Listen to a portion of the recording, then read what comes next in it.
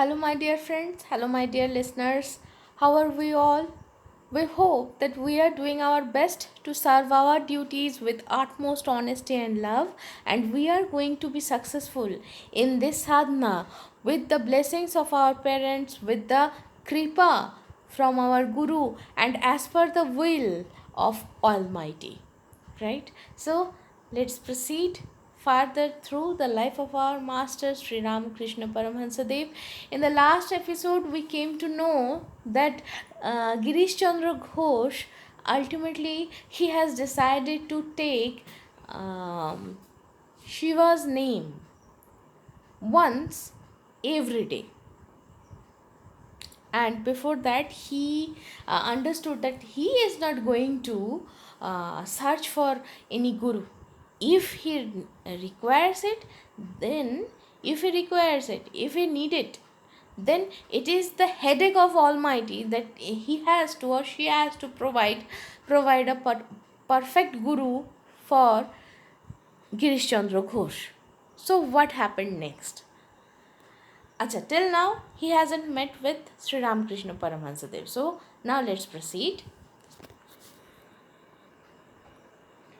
One day, Girish read in the Indian Mirror that a Paramhansa lived at Dakshineshwar and that Keshav Chandra Sen with his disciples paid frequent visits to him.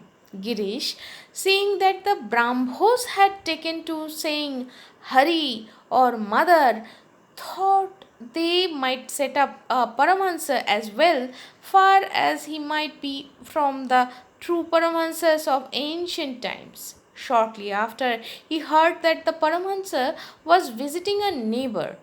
Out of curiosity, he went to see him. It was evening, and the lamps were lit, but Sri Ramakrishna, who was then in a semi conscious state, did not see the light.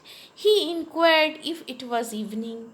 Girish thought this is the height of absurdity and left in disgust. Some years after this, Sri Ramakrishna paid a visit to the house of Balaram Ghosh. Girish was invited also. He found the room crowded. He was agreeably surprised at the conduct of Sri Ramakrishna.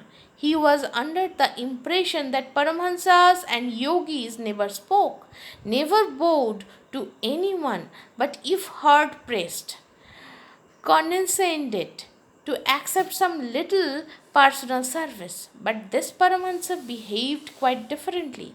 Girish sat for a few minutes when Babu Shishir Kumar Ghosh, editor of the Amrito Bazar Potrika, who did not seem to have much respect for Sri Ramakrishna, entered the room and said to Girish, "Well, let us go.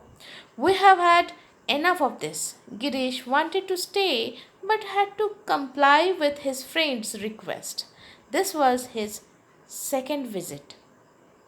Some days passed. The Chaitanya Leela was being played at the Star Theatre.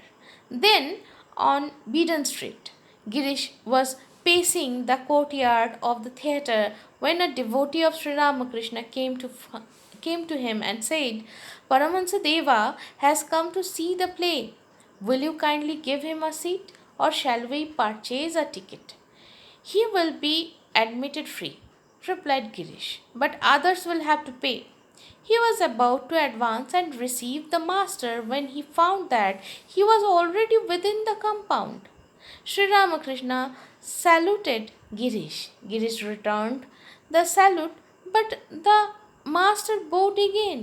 This was repeated again. Girish stopped, short lest the salutations go on forever. He conducted the master to a box, engaged a servant to fan him, and feeling indisposed, went home. This was his third meeting with the master. About this time, he met a Vaishnava painter who told him that every day he offered food to his chosen deity, who actually partook of it. But he added none could experience such divine favor without the grace of a guru. The statement, whether true or false, profoundly impressed Girish. He shut himself in his room and wept bitterly. So, what happened next? We will explore that in the next episode. Till then, be happy, be jolly. But let's proceed with Bonganubad. That means translation in Bangla. কেমন আছো ছোট বন্ধুরা, কেমন আছো শ্রোতা বন্ধুরা, যে যেখানেই আছো, আশা করি আমরা আমাদের এই যে যা যা কর্তব্য, সেই কর্তব্যগুলোকে আমরা ভালোবাসা সততার সাথে সম্পূর্ণ করার আপ্রাণ চেষ্টা চালিয়ে যাচ্ছি। আর মা বাবার আশীর্বাদে, গুরুদেবের কৃপায় আর পরমেশ্বরের ইচ্ছা অনুসারে আমরা সফল হব এই সাধনায়, তাই তো? তাহলে এসো শুরু করি বাংলা অনুবাদ। গিরিশচন্দ্র ঘোষের জীবনের যে অংশটুকু আমরা আগের সপ্তাহে পড়েছি তারপর থেকে, যাতে আমরা শ্রী রামকৃষ্ণদেবের লীলা আরও বুঝতে পারি ভালোভাবে, এবং আরও ভালোভাবে আমাদের পথ চলার পাথেও খুঁজে নিতে পারি। তো আগের সপ্তাহে আমরা কোথা অবধি জেনেছিলাম? আগের সপ্তাহে আমরা জেনেছিলাম যে এই বর্তমান মানে তার সমসাময়িক অবস্থা, তার যুগ, সেই সময়কার শিক্ষা দীক্ষা, ধ্যান ধারণা, সমস্ত কিছু নিয়ে গিরিশচন্দ্র ঘোষ শেষ পর্যন্ত দেবদেবীদের ওপরে প্রথম তো ভরসা তার চলে যায়। তারপর যাই হোক কোনো কারণে তার আবার ভরসা ফিরে আসে, এবং বাবা তারকেশ্বরের নাম তিনি প্রত্যেক দিন, মানে শিব ঠাকুরের নাম তিনি প্রত্যেক দিন একবার করে নেবেন কাজে বেরোবার আগে, এইটা তিনি ঠিক করেন। এবং এই সব ঠিক করার আগে তিনি আরও করেন, মানে ঠিক করেন যে দেখো ভাই, দেখো আমি তো গুরু খুঁজতে বেরোবো না, যদি আমার গুরুর দরকার হয় এটা তাহলে ভগবানের মাথা ব্যথা, মানে যার নাম নিয়ে তিনি বিপদ থেকে উদ্ধার পেয়েছেন, সম্পূর্ণ মাথা ব্যথা তার, মানে বলা যায় যে তিনি সর্বাত্মকরণে তার কাছে আত্মসমর্পণ করেছিলেন শিবের কাছে। তো যাই হোক, এই রকম অবস্থায় তিনি তো বলে দিয়েছেন, এবার ভগবানের মাথা ব্যথা, তার যদি গুরুর দরকার হয় তো তারপর কি হলো, ভগবান কি করলেন দেখা যাক। আসুন আমরা চলে যাই। তো একদিন গিরিশচন্দ্র ঘোষ দেখছেন, ইন্ডিয়ান মিরর বলে খবরের কাগজটা দেখছেন, তো তিনি সেখান থেকে পড়লেন, সেখান থেকে জানতে পারলেন যে একজন পরমহংস থাকেন দক্ষিণেশ্বরে, এবং তার কাছে কেশবচন্দ্র সেন এবং তার যারা শিষ্য বা অনুগামী সেই রকম অনেক ব্রাহ্মরা যান। তো গিরিশচন্দ্র ঘোষ ভাবছেন যে ওরাই নিশ্চয়ই কোনো খাড়া করে দিয়েছে, যারা হরি আর মা দুজনেরই নাম নিয়ে থাকে। তো যাই হোক, কি আর সেই পুরনো দিনের মতো পরমহংস হবে? তো যাই হোক, এই সমস্ত চলতে চলতে, আমি ঠিক অনুবাদ করছি কিনা আপনারা নিজেরা আমাকে বলতে পারেন, যদি আমি ভুল বুঝি অবশ্যই আমাকে সঠিক করে দেবেন। তো যাই হোক, আসুন আমরা তারপরে এগিয়ে যাই। তো এই তিনি ভাবছেন রামকৃষ্ণদেবের সম্বন্ধে, তখনও তিনি জানতেন না যে তিনি কে, জাস্ট তিনি খবরের কাগজ থেকে পড়েছেন, খবরের কাগজ থেকে। তো সেই সময় তিনি জানতে পারেন যে তার প্রতিবেশীদের বাড়িতে সেই পরমহংস বা রামকৃষ্ণদেব ঠাকুর আসছেন। তো তিনি জাস্ট জানার ইচ্ছায়, অনুসন্ধিচ্ছা নিয়ে তিনি যান, এবং বিকালবেলা যান, সেখানে তখন আলো জ্বলছে, কিন্তু ওই যে সমাধিস্থ ও অবস্থা, সমাধিতে লীন হয়ে রয়েছেন, মানে একটা আধো জাগরণ, মানে সমাধিস্থ এবং সম্পূর্ণভাবে বাহ্যজ্ঞান নেই, সঠিকভাবে নেই, সেই অবস্থায় রামকৃষ্ণদেব কিন্তু আলো দেখতে পাচ্ছেন না। তিনি জিজ্ঞাসা করছেন, এ কি বিকেল হলো? তো গিরিশ ভাবছেন যে দূর, এসব কী ফালতু বলে, মানে সে বিশাল বিরক্ত হয়ে তিনি সেখান থেকে চলে যান। এইটা হলো তার প্রথম দেখা ঠাকুরের সঙ্গে। এর কিছু বছর বাদে শ্রী রামকৃষ্ণ বলরাম বোসের বাড়িতে যান। গিরিশ বাবু, মানে গিরিশও সেখানে আমন্ত্রিত ছিলেন। তা তিনি দেখলেন যে ঘরটা একদম ভিড়াকার, এবং তিনি খুবই মানে চমকে যান রামকৃষ্ণদেবের আচার আচরণে। কারণ তার মনেই হতো যে যারা পরমহংস, যারা যোগী, তারা কথা টথা বলে না, তারা কাউকে প্রণাম টনাম করে না, খুব চাপাচাপি করলে হয়তো কিছু একটা মানে ব্যক্তিগত কোনো সুযোগ সুবিধা এরমভাবে বলা যায় না, মানে কিছু হয়তো ভোগ প্রসাদ যাই হোক একটা কিছু গ্রহণ করে, মানে খুব চাপাচাপি করলে। তা গিরিশ ঘোষ এই কিছুটা দূরে তিনি মানে খানিকক্ষণের জন্য বসে আছেন। তো হঠাৎ করে বাবু শিশির কুমার ঘোষ, যিনি অমৃতবাজার পত্রিকার সম্পাদক ছিলেন, তিনি তিনি রামকৃষ্ণদেব সম্বন্ধে খুব একটা মানে খুব একটা তার কাছে গ্রহণযোগ্য মনে হতো না, হয়নি তখনও, বা হতো না, যাই হোক। তো তিনি ঘরে ঢুকেছেন, ঘোষ ঘোষ শিশিরবাবু ঘোষ ঢুকেছেন। তো ঢুকেই গিরিশকে বলছেন যে চলো, অনেক দেখা হলো আমাদের, এবার চলো। তো গিরিশবাবুর যাওয়ার ইচ্ছা ছিল না গিরিশের।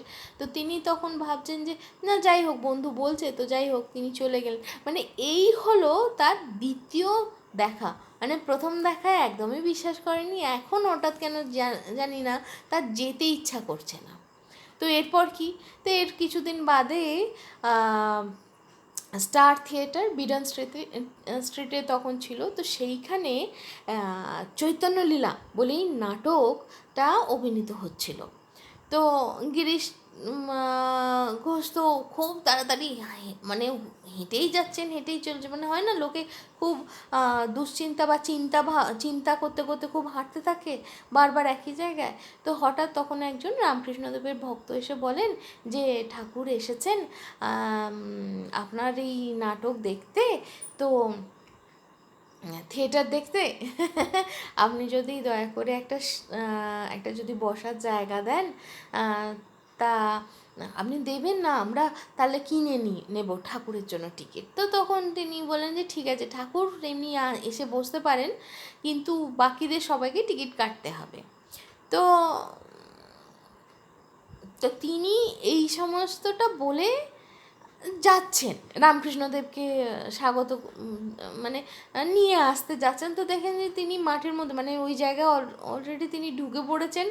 এবং তারপরে এবার কি হচ্ছে, গিরিশচন্দ্র ঘোষ তাকে দেখে নমস্কার করছে, তো ঠাকুরও তাকে প্রতি নমস্কার করছে। এবার এই নমস্কার চালাচালি, সেই যেমন দুটো আয়না যদি সমান্তরালে রাখা হয় একে অপরের দিকে মুখ করে, যেমন সেই প্রতিবিম্ব অনন্ত প্রতিবিম্ব তৈরি হয়, সেই রকমই একে অপরকে প্রণাম করেই যাচ্ছেন, তো করেই যাচ্ছেন, থামে না। শেষ পর্যন্ত গিরিশচন্দ্র ঘোষ প্রণাম করা থামিয়ে দিল, কারণ তিনি বুঝতে পারছেন এ তো চলতেই থাকবে। তারপরে তিনি একজন সেবককে রেখে, মানে তাকে তো একটা বক্সে বসিয়ে দিয়েছেন, তারপরে তার সঙ্গে একজন সেবককে রেখে তিনি সেখান থেকে চলে আসেন। তো এই ছিল গিরিশচন্দ্র ঘোষের ঠাকুরের সাথে তৃতীয়বার দেখা। এরপর কি হলো, তো প্রায় এরই সমসাময়িক সময়ে তিনি একজন বৈষ্ণব চিত্রকরের সঙ্গে তার দেখা হয়, চিত্রশিল্পীর সঙ্গে।